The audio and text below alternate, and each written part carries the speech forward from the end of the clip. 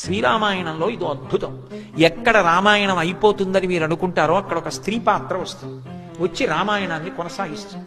మీరు చూడండి, అసలు రామాయణం ఎక్కడ పూర్తయిపోవాలంటే సీతారామ కళ్యాణం తర్వాత రామాయణం అయిపోయింది. యవరాజ్య పట్టాభిషేకం చేసేస్తే మందర బయలుదేరింది కాబట్టి సీతారాములు అరణ్యవాసానికి వచ్చారు. అరణ్యవాసం అయిపోతోంది, ఇంటికి వెళ్ళిపోతారు.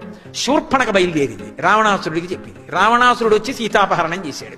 సీతమ్మ ఉరేసుకు చచ్చిపోతానంది. ఏమై ఉండేదో రామాయణం. త్రిజట లేచొచ్చి త్రిజట స్వప్నం చెప్పింది. అలాగే రావణుడు కత్తెత్తాడు, అమ్మవారి మీదకి వస్తే ఏమై ఉండేదో ధాన్యమాలిని అడ్డొచ్చి వెనక్కి తీసుకెడుతుంది.